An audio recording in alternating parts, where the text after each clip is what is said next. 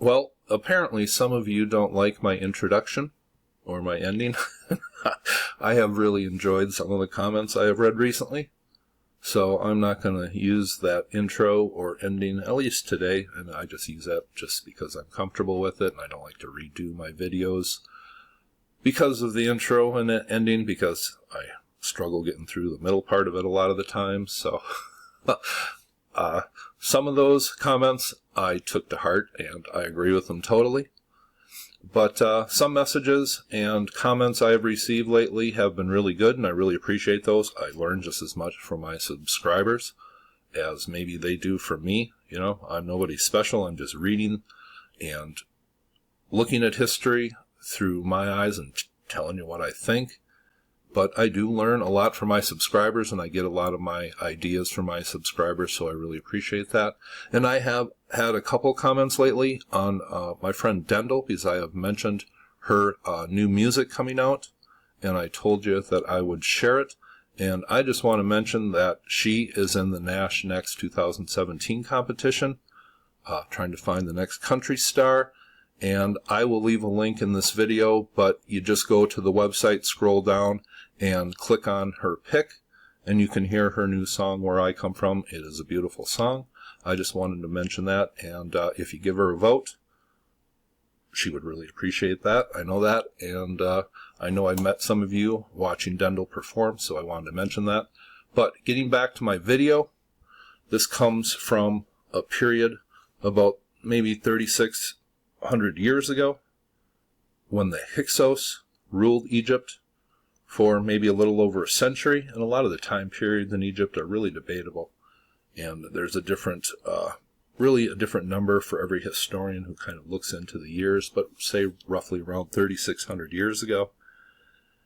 And this is real history, and this is when 250,000 people were expelled from Lower or Northern Egypt. Remember, Lower Egypt is Northern Egypt, Southern Egypt is Upper Egypt. That's a little confusing for some people who don't know a lot about Egyptian history, and that's something that confused me at the beginning too, but I just wanted to mention that. But this is a period that I believe another text called the Old Testament takes this story and then totally rewrites it in a different fashion, adding God as the main character.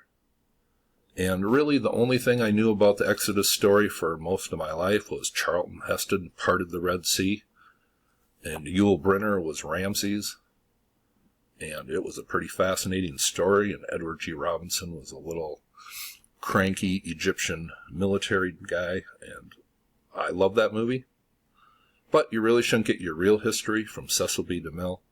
So this is a period that I really wanted to investigate when I researched the Bible, and the Bible really is, anybody reading the Bible knows it's the hardest thing to really decipher the whole thing and really put into your mind what you are actually reading. There's so many elements to it. And the first time I read it, I thought, what the heck did I just read? And then it really took me just a lot of research and viewing a lot of people's different thoughts on the Bible. And I really didn't come to a real understanding of the Exodus story till I found Ralph Ellis. And those of you who have read and listened to Ralph Ellis, he really put the right framework into my mind on how to view the biblical stories. Are they true? No. Are they totally fiction? No. It's always somewhere right in the middle. They take real stories, the foundations of those real stories, and then they just twist them around. And they put it maybe at a different time period, so the real story isn't found. And it's always a confusing thing, but Ralph Ellis really is the one who got me in the right frame of mind and the right time period and how to view the Exodus story. And just to be clear here, the Hyksos, they filtered their way into Lower or Northern Egypt. Their capital was Avaris, around this area. They ruled. Then they got into a war with the Upper Egyptians or the Southern Egyptians. They lost that war. They signed a treaty. They got some goods. Deals were made, and they left. They exited from Avaris and went up to Judea, 250,000 people. That is the story from real history. Now let's just read. This comes from Josephus, and he is quoting Manetho. After the conclusion of the treaty, they left with their families and chattels not fewer than 240,000 people and crossed the desert into Syria. Fearing the Assyrians, who dominated over Asia at the time, they built a city in the country which we now call Judea. It was large enough to contain this great number of men and was called Jerusalem.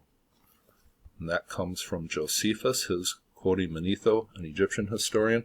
And this is the little tiny town, and I'm not sure what this is called today, but these are the remains of ancient Avaris, the Hyksos capital, and it was in this area of the Nile Delta, and there is nothing remaining today above ground that you can see.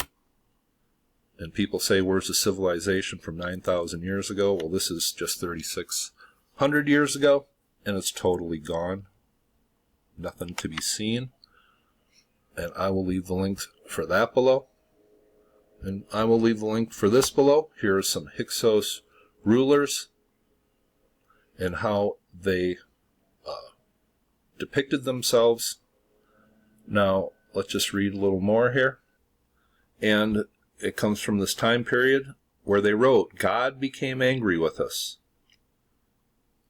Now, Santorini, pretty much almost a super volcano went off at this time period. And the effects of it 400 miles away in Egypt would have been just devastating. Darkness. I'm sure the rivers turned a certain color. Frogs jumped out of the river. Everything in the plagues of Egypt described in the Bible could have been caused by the eruption of Santorini. God woven into this story in the Old Testament. I just wanted to mention that. And further along here, let me read about what it says about the ruler of these Hyksos people.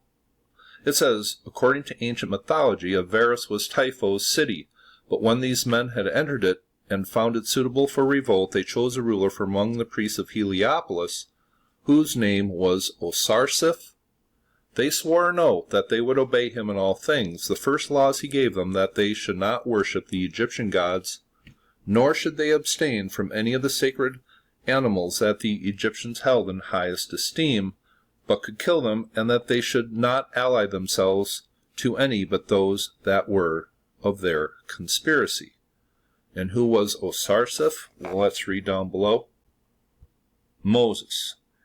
It was also reported that the priest who ordained their polity and their laws was by birth of Heliopolis, and his name Osarsiph, from Osiris, was the god of Heliopolis, but that when he was gone over to these people, his name was changed, and he was called Moses, and that comes from Josephus.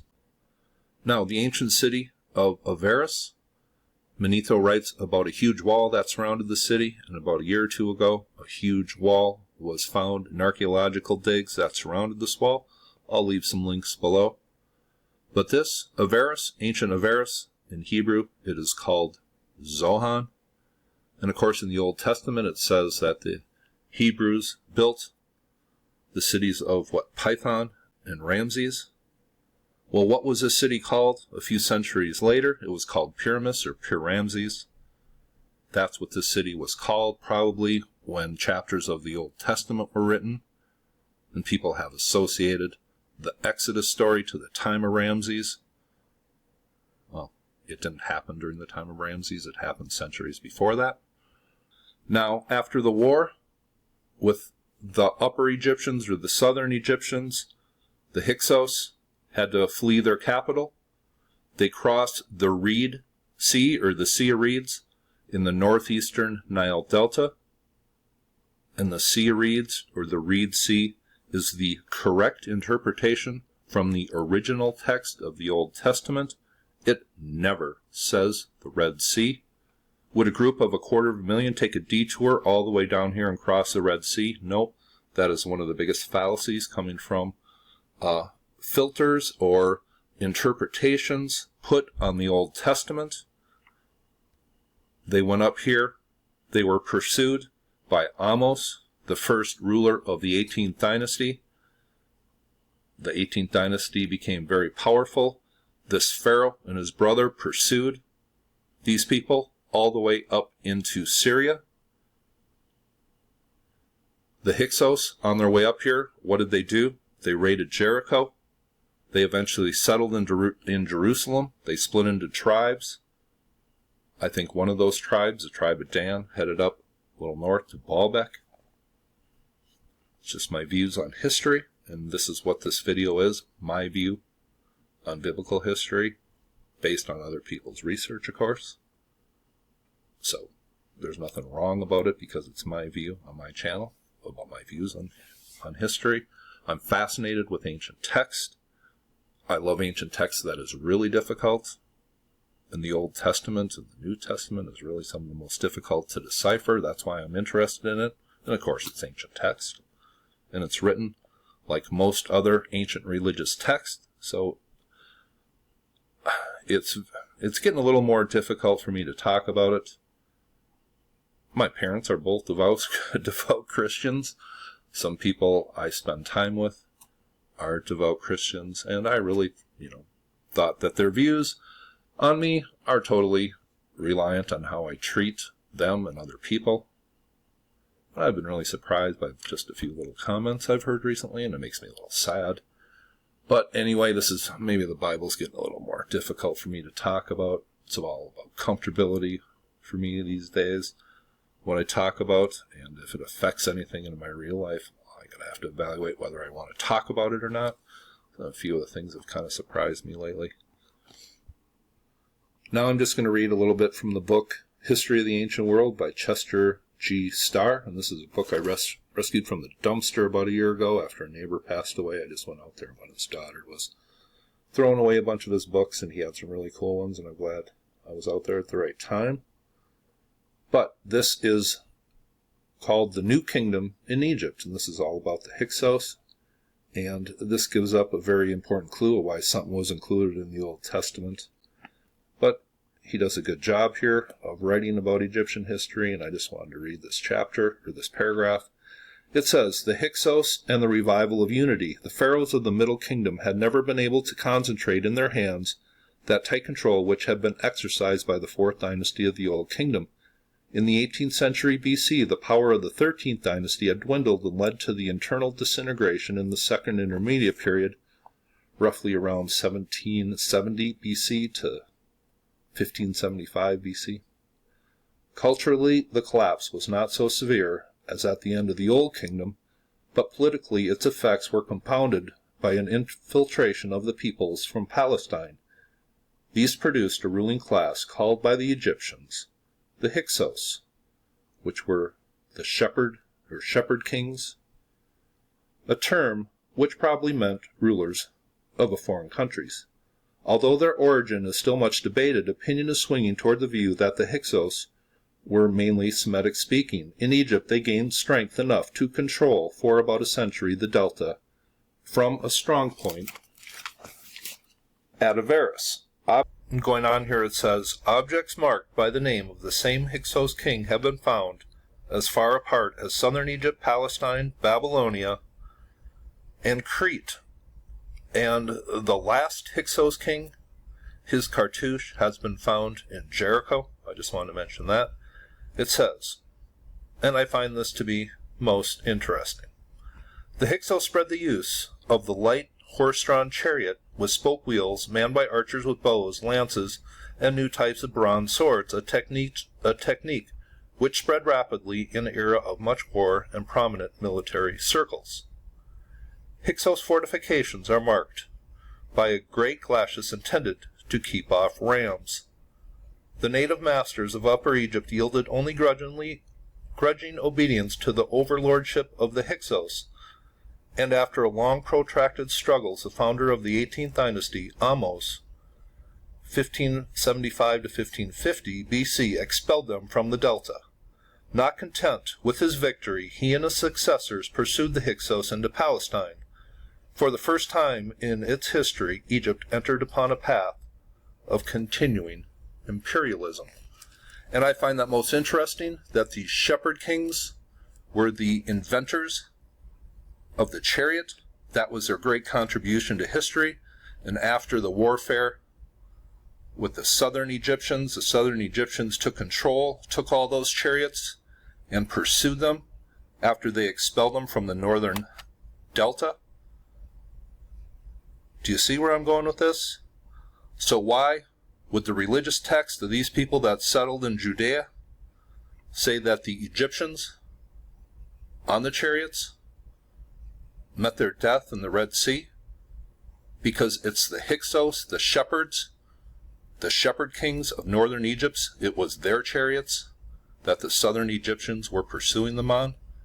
That's why God, had them all killed in the Sea of Reeds. That's my view of why that was included in the biblical text. God is the main character. It takes historical events such as the eruption of Santorini, attaches a God element to it, the expulsion of the Hyksos. They crossed the Red Sea, invaded Jericho, split into tribes, were pursued by Amos. It's the foundations of the Exodus story, told in a different fashion in the religious text of these people. They were not slaves. The only time slaves were incorporated during this time period when people were captured in warfare, just as other times in history. They were not slaves. They were the rulers of northern Egypt. They were the Hyksos, the shepherd kings, and then when they wrote their texts, they just became the shepherds. That is my views of where this story comes from in the Old Testament. This is the real story from real history, where it evolved out of. Now, for that ending, I think I'll just use this. I've used this before, an homage to one of my favorite TV shows. This is Chuckles, a little song, a little dance, a little seltzer down your pants. Have a nice day.